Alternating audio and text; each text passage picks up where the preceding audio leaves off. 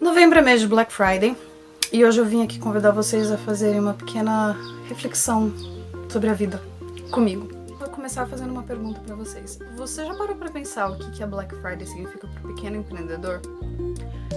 Todo ano, pra quem já conhece o Bazar Bizarro, você já sabe disso, a gente fecha a loja na Black Friday. A gente deixa a loja fora do ar como um convite justamente para que vocês se questionem um pouquinho sobre o consumismo desenfreado que esse período costuma estimular nas pessoas e principalmente o valor da sua roupa. Não o preço, mas o valor daquela peça que você leva.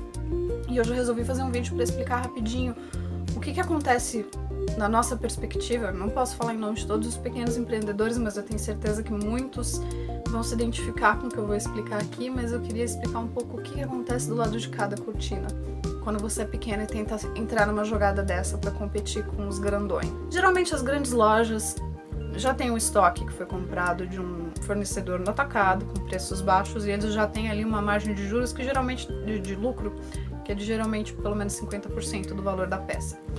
Para eles é fácil, como já foi um investimento feito, pago, abrir mão de um pouco da porcentagem deles e acaba compensando no volume, para limpar espaço e conseguir fazer novos investimentos. No nosso caso, é um pouquinho diferente. Primeiro porque a gente não compra nada de ninguém, a gente produz cada uma dessas peças. Então, eu tenho que levar em consideração, se a gente entra numa Black Friday, se eu vender 900 itens, no mês que vem eu não consigo repor todos aqueles itens, é impossível pra gente.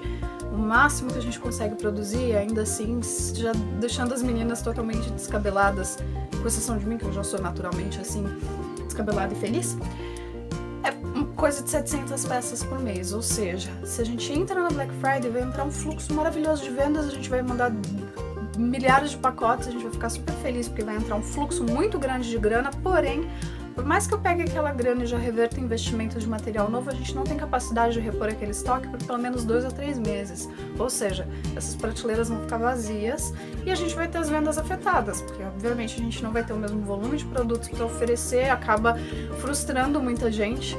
Porque o cliente vem atrás de alguma coisa e não tem numeração, ou aquela peça que a pessoa queria estar esgotada e a gente não consegue dar uma posição exata de quando aquilo vai voltar para o estoque, justamente porque a gente já vai estar super sobrecarregado tentando repor o que já tiver em mãos para repor. 2. Apesar daquele fluxo grande que entra de pedidos, como os valores são muito reduzidos, a gente perde muito e cada centavo, querendo ou não, faz falta, porque a gente já não tem uma margem de lucro grande.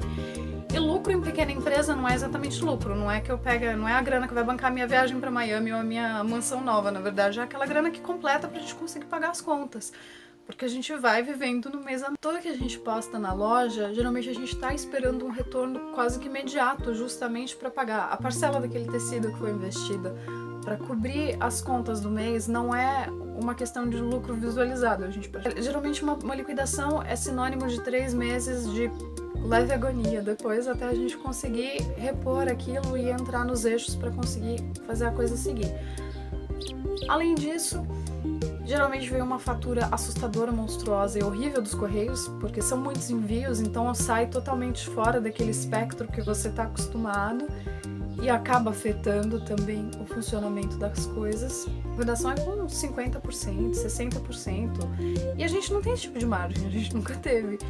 Então, geralmente a gente opta justamente por fechar as portas e convidar todo mundo a pensar um pouquinho no valor das coisas e abrir esse questionamento para tentar melhorar a percepção que as pessoas têm, principalmente de enxergar o pequeno.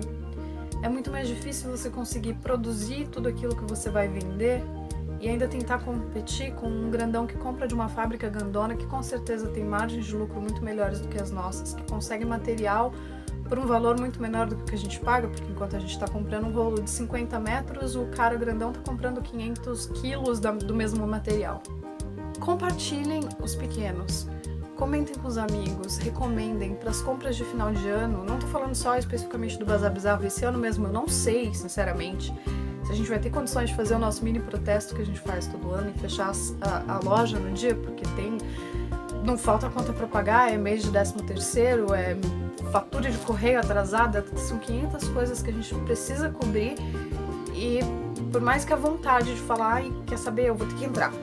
Eu sei que não adianta, porque se a gente fizer isso agora, a gente vai ser afetado em dezembro, em janeiro, em fevereiro, que já são meses de vendas menores, já são meses complicados. Vocês, como pais, sabem disso, que janeiro geralmente é o mês que a gente mais chora no ano, porque é material de escola, é uniforme, é IPTU, IPVA, matrícula de escola, são 500 mil coisas que a gente tem que pagar, além do fato de que as crianças estão em casa e acaba gastando muito mais, se é que você não vai viajar e acaba gastando muito mais.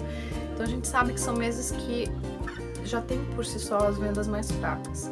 Então, compartilhem o pequeno, recomendem o pequeno para os presentes de Natal. Considerem, em vez de gastar tudo que vocês têm numa Black Friday, dar uma prioridade, de repente, comprar de um pequeno produtor, de um artesão, de uma empresa que vocês sabem que faz com o coração e não só visando lucro, porque vocês vão ajudar muita gente. Pode ter certeza que vocês vão receber um pacote que foi preparado com muito mais amor e carinho do que daquela grande empresa que está simplesmente repassando visando lucro. Beijo no coração de vocês e obrigado por quem teve a paciência de assistir até aqui.